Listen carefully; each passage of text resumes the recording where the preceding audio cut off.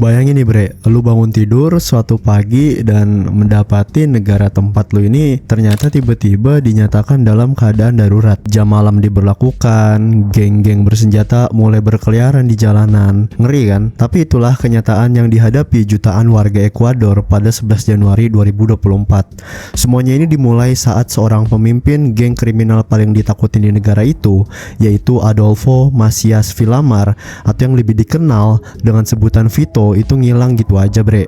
Ngilang gitu aja dari sel penjaranya.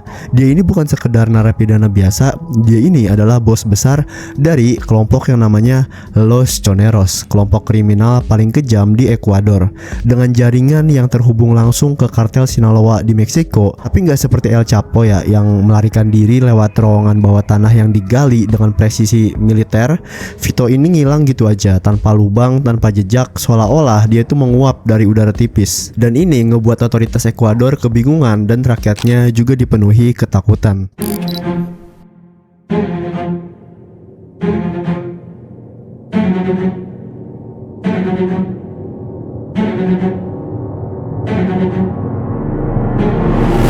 Ini tuh bukan pertama kalinya Vito kabur bre. Dia tuh pernah melarikan diri pada Februari 2013, cuman untuk ditangkap kembali pada Mei di tahun yang sama. Tapi nyatanya penjara ini bukan jadi penghalang buat dia. Dari balik jeruji besi, Vito ini tetap menjalankan kerajaannya dengan mudah. Dia pakai pasukan loyalisnya, termasuk sipir-sipir yang bisa dia beli untuk melanjutkan teror di luar. Dia diyakini sebagai dalang pembunuhan calon presiden Fernando Villavicencio yang sempat secara terbuka itu nyebut ancaman dari Los Choneros ini sebelum tewas. Vito juga terlibat dalam 2 kerusuhan penjara paling berdarah sepanjang sejarah Ekuador, yaitu satunya pada September, satu lagi pada November di tahun 2021. Dengan total korban itu lebih dari 180 narapidana bre. Perang bersenjata di dalam penjara itu memperlihatkan kepada dunia betapa nggak terkendalinya sistem permasyarakatan di negeri itu, dan betapa berbahayanya Vito bahkan saat dia ini posisinya kan lagi dikurung gitu. Pihak berwenang tuh bukannya kagak tahu betapa bahayanya si Vito ini. Mereka bahkan sempat mindahin dia ke fasilitas super maksimum di Guayaquil, berharap isolasinya ini akan memutus pengaruhnya terhadap jaringan geng dia. Tapi mereka meremehkan kelicikan dan jangkauan dari pengaruh Vito. Dia udah nyusun pelarian itu selama berbulan-bulan. Dia nyuap 2 sipir penjara, nyusun rencana kendaraan pelarian, dan nyewa rumah aman atau safe house. Hari pemindahan yang seharusnya jadi hari pengamanan ekstra ketat itu justru jadi panggung utama dari pelarian terbesarnya ini. Dia keluar dari sel tanpa ada yang memperhatikan, melangkah santai keluar, dijemput sama 2 sipir korup yang langsung nganter dia ini keluar kompleks penjara. Gak satupun penjaga sadar sampai semuanya terlambat kalau Vito udah ngilang. Ketika akhirnya kebobolan itu terdeteksi, sistem tuh langsung panik. Polisi dan militer dilibatkan dalam pengejaran besar-besaran. Tapi Vito posisinya udah lenyap, udah kayak bayangan, nggak ada jejak, nggak ada petunjuk. Yang tersisa itu cuma satu kenyataan yang nggak bisa dibantah, kalau bos kartel paling berbahaya di negeri itu sekarang posisinya bebas, dan dia nggak nunggu lama lagi untuk nunjukin siapa yang berkuasa. Sehari setelah pelariannya, gelombang kekerasan itu nyapu kota besar-besaran. Penembakan brutal, bom pinggir jalan, penculikan, dan mutilasi, semuanya itu dilakukan untuk satu pesan: Vito mungkin kabur dari penjara, tapi negeri ini tetap jadi milik dia. Masyarakat Ekuador terguncang, rasa marah dan takut bergelora jadi satu. Gimana mungkin narapidana seberbahaya ini bisa kabur dengan begitu mudah? Dan jika itu bisa terjadi di sistem dengan penjagaan tertinggi, apa artinya bagi mereka yang hidup di jalanan tanpa perlindungan? Kami tinggal di negara di mana kematian, penculikan, dan perampokan terjadi setiap hari. Ini udah jadi keseharian. Sulit sekali untuk merasa aman. Kami kehabisan pilihan. Kalimat itu jadi nyawa dari seluruh situasi yang ada di waktu itu. Rakyat yang udah lelah dihantui ketidakpastian kini harus menghadapi kenyataan kalau bahkan negara pun itu kagak mampu buat ngelindungin mereka dari kekuatan kartel yang tumbuh subur banget, bahkan dari dalam penjara. Beberapa jam setelah kaburnya Adolfo Macias, berita dan spekulasi langsung membanjiri media sosial. Pertanyaan demi pertanyaan dilontarkan. Bagaimana sistem penjara di Ekuador bisa seceroboh ini? Siapa yang bertanggung jawab? Dan yang paling krusial, berapa banyak uang atau ancaman yang diperlukan hingga hingga 2 sipir penjara ini rela mengantar bos kartel keluar dari selnya sendiri. Tekanan pun langsung jatuh ke pundak Presiden Daniel Noboa yang saat itu bahkan belum genap 2 bulan dia ngejabat. Dalam sebuah pidato darurat, dia minta masyarakat untuk bersatu melawan terorisme dan kriminalitas, sekaligus memperingatkan para politisi yang mencoba memanfaatkan kekacauan ini demi keuntungan pribadi. Noboa berjanji nggak akan ada negosiasi dengan teroris dan bahwa dia nggak akan beristirahat sebelum negara ini kembali tenang. Tapi untuk mencapai janji itu, dia harus mengambil langkah yang ekstrim banget. Negara langsung dinyatakan dalam keadaan darurat. Presiden Noboa menandatangani dekret yang memberikan kekuasaan penuh kepada militer dan polisi untuk mengambil alih kendali penjara, membatasi hak sipil, dan mengarahkan pasukan ke berbagai titik strategis di kota-kota. Militer mulai nutup akses jalan utama di ibu kota Quito dan menempatkan pasukan bersenjata di setiap sudut. Penjara-penjara yang sebelumnya dikuasain geng kini udah berada di dalam pengawasan ketat. Dalam salah satu video resmi, terlihat para tahanan itu dipaksa menanggalkan pakaian mereka hanya dengan pakaian dalam, berlutut sambil diawasin sama tentara bersenjata.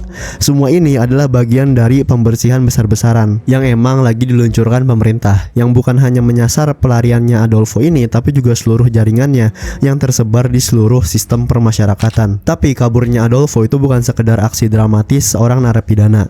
Dia ini adalah ledakan dari bom waktu yang udah lama berdetak pelan di balik tembok-tembok penjara Ekuador. Pelariannya ini hanyalah permukaan dari masalah yang jauh lebih dalam, bre. Betapa dalamnya pengaruh geng narkoba terhadap institusi negara. Vito aja, sang buronan, bukan sekedar pemimpin geng biasa. Dia ini adalah wajah dari kekacauan yang sistematis. Selama bertahun-tahun, dia dan gengnya, yaitu Los Choneros tadi, udah jadi penguasa jalanan lewat narkoba, pemerasan, penculikan, hingga pembunuhan. Bahkan setelah ditangkap tahun 2011 dan dijatuhi hukuman 34 tahun penjara, pengaruhnya ini nggak pernah bener-bener padam. Dia tetap bisa ngejalanin perintah dari balik sel, bre, nyuap pejabat dan mengendalikan operasi kartel kayak lagi ngatur rapat mingguan dari kantor pusat ibaratnya. Dan ini bukan pelarian pertamanya. Pada 11 Februari 2013, Vito udah pernah melarikan diri bersama 17 anggotanya dari penjara La Roca. Mereka ngalahin 14 sipir dan melarikan diri lewat sungai Daule dengan perahu. Butuh waktu 3 bulan dan operasi besar-besaran hingga akhirnya dia berhasil ditangkap kembali di rumahnya pada Mei 2013. Tapi penangkapan itu nggak pernah benar-benar mengakhiri kekuasaannya. Justru sebaliknya, Vito tumbuh jadi simbol dari impunitas mutlak, bahwa bahkan sistem penjara paling ketat pun itu bisa ditembus selama uang dan kekuasaan masih bisa berpindah tangan. Dan kini lebih dari 1 dekade setelah pelariannya yang pertama, Vito udah kembali bebas, bukan karena kelalaian tapi karena sistem yang udah lama membusuk dari dalam. Setelah ditangkap kembali pada Mei 2013, Adolfo Macias atau Vito itu dikembalikan ke balik jeruji untuk ngelanjutin sisa hukumannya. Tapi penahanan itu sama sekali nggak menghentikan langkahnya, bre. Dari balik sel, sang narkolord ini justru memperkuat kendali atas jaringan kriminalnya. Dia ngatur pemberontakan berdarah, memicu kerusuhan antar geng di dalam penjara, dan menjadikan dirinya sebagai penguasa absolut dari sistem permasyarakatan yang seharusnya menjatuhkannya. Tapi bagi Adolfo, semua itu baru permulaan. Dia menyimpan rencana yang jauh lebih besar, sebuah rencana untuk merebut kembali tahtanya sebagai raja dunia bawah, dan pada Januari 2024 dia menjalankannya. Belum ada yang benar-benar tahu gimana dia ini bisa kabur lagi dari penjara dengan begitu mulus. Tapi teori paling masuk akal adalah 2 pejabat penjara yang udah dibeli sama dia. Tapi mungkin dia bisa keluar tanpa bantuan orang dalam yang tahu persis kapan dan di mana harus ngebuka pintu. Tapi Adolfo kan nggak hanya cuma pengen bebas, dia pengen unjuk gigi juga. Dunia harus tahu bahwa Los Choneros itu belum kalah. Maka dia menyusun pesan berdarah yang dirancang untuk ngebuat siapapun yang menontonnya ini merasa nggak berdaya. Targetnya adalah sebuah stasiun televisi publik, media yang sejak lama dikenal vokal dalam mengkritik gengnya dan meliput kaburnya Adolfo dari penjara.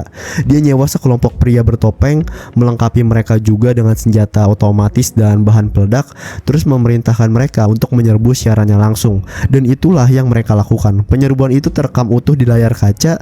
Pemirsa di rumah itu bisa menyaksikan dengan ngeri ketika para jurnalis dipaksa tiarap di lantai, sementara senjata diarahkan ke kepala mereka. Para pelaku memaksa agar pesan mereka disiarkan ke publik. Tapi sebelum siaran bisa berjalan lebih jauh, pasukan keamanan bergerak cepat. Polisi mengepung gedung, memotong jaringan siaran, dan menyerbu studio. Para penyerang menyerah tanpa perlawanan berarti, dan semua sandera berhasil diselamatkan. Aksi itu emang jadi kemenangan cepat bagi aparat, tapi juga mengungkap betapa dalam luka yang tengah menggerogoti Ekuador ini. Serangan tersebut bukan sekedar teror, dia ini adalah cermin cerminan dari kondisi sosial politik yang selama ini diabaikan, tentang bagaimana negara yang seharusnya menjamin keamanan justru dipermainkan oleh seorang narapidana. Presiden Daniel Noboa yang belum lama menjabat itu nggak punya pilihan lain selain berdiri di garis depan. Dia kembali memperpanjang status darurat nasional, mengerahkan tentara ke kota-kota besar, dan secara terbuka bersumpah akan menangkap Adolfo hidup atau mati. Fokus utama pemerintah kini nggak cuma menghentikan kekacauan di luar, tapi juga merebut kembali kendali atas penjara-penjara yang selama ini menjadi pusat kendali kartel kayak Los Choneros. Tapi Adolfo Macias masih bebas, gengnya masih berkeliaran, masih ngebunuh, masih nguasain jalanan dan lorong-lorong lembaga permasyarakatan.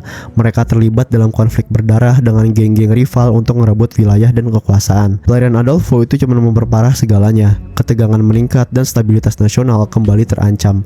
Dia kini menjadi buronan yang paling dicari di negara itu, dengan hadiah besar menanti siapapun yang bisa menyeretnya kembali.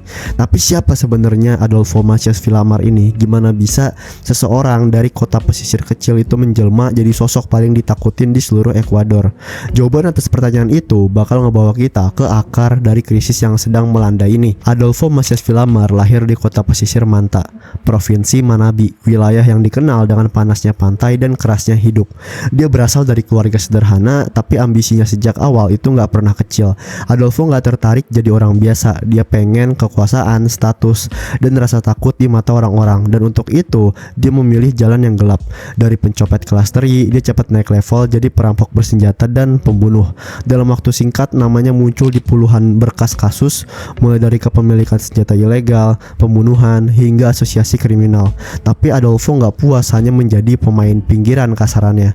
Dia pengen mengendalikan seluruh panggung kriminal, dan pintu masuk menuju ambisi itu bernama Los Choneros. Kelompok ini punya jaringan dengan kartel Sinaloa dari Meksiko, salah satu organisasi narkotika paling kuat di dunia. Peran Los Choneros itu bukan hanya sebagai eksekutor lapangan, mereka menjadi simpul penting dalam logistik dan keamanan perdagangan narkotika lintas negara.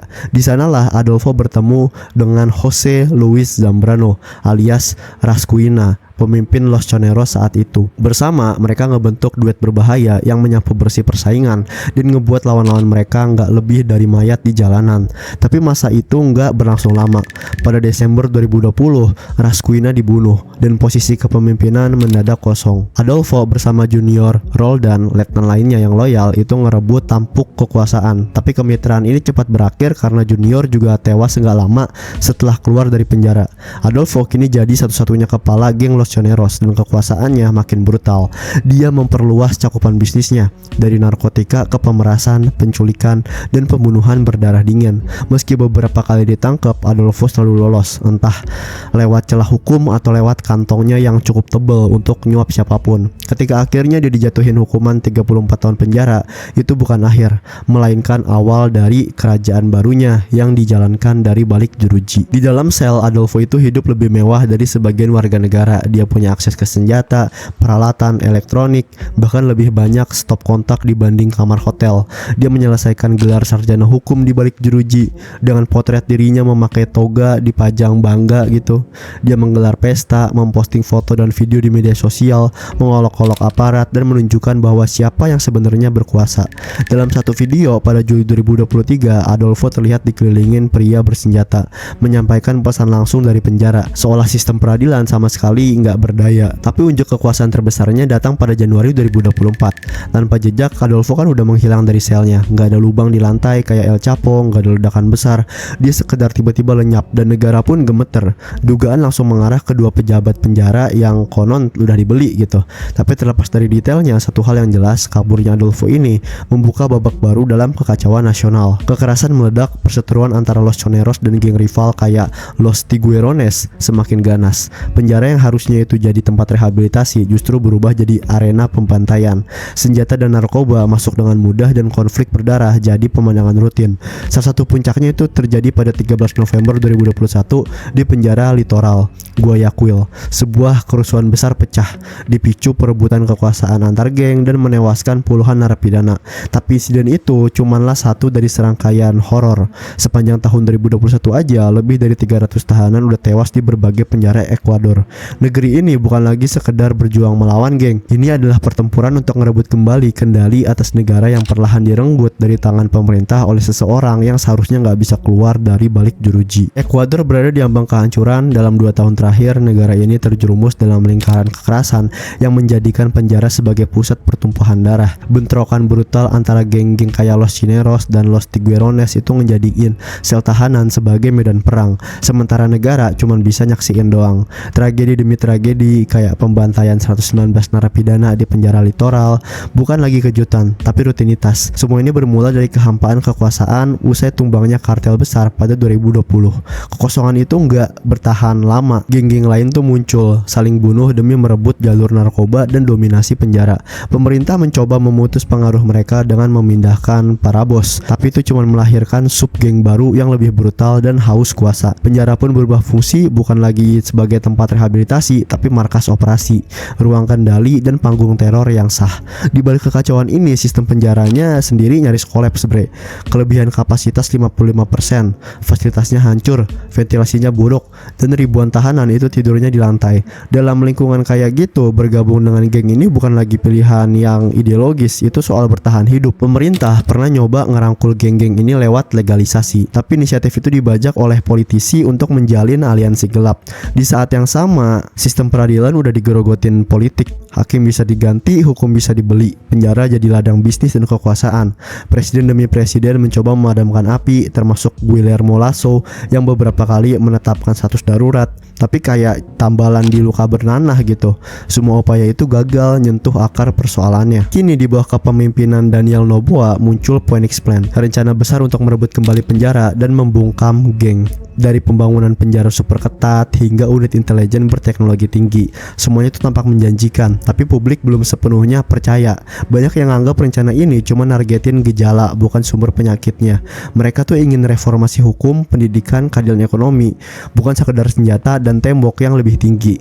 Karena jika tanah tempat penyakit itu tumbuh nggak dibersihkan, maka kekerasan itu akan kembali lebih kuat dari sebelumnya. Untuk Vito sendiri, gue baru dapat update kalau ternyata dia udah ditangkap setelah lebih dari 1 tahun pencarian. Presiden Daniel Noboa mengonfirmasi penangkapan Vito yang dianggap sebagai salah satu penjahat paling berbahaya di Ekuador. Didakwa di Amerika Serikat atas 7 kejahatan internasional. Hal ini ditetapkan oleh Pengadilan Federal Brooklyn pada 2 April 2025. Dakwaan tersebut meliputi konspirasi untuk mendistribusikan kokain secara internasional, penggunaan senjata api untuk mendukung perdagangan narkoba, penyelundupan senjata api dari Amerika Serikat, dan konspirasi untuk membeli senjata api melalui perantara. Tapi pertanyaannya sekarang, setelah ini akankah Ekuador itu benar-benar bangkit dari abu atau tenggelam lebih dalam lumpur kekacauan yang udah mereka ciptain sendiri? Oke bre, selain Ekuador, kalau kalian pengen tahu, sebenarnya ada negara lain juga yang lumayan marak gangsternya, yaitu El Salvador. Kalau kalian penasaran dengan kisahnya, bakal gua bantu ceritain. Kalian bisa klik video yang ada di layar kalian.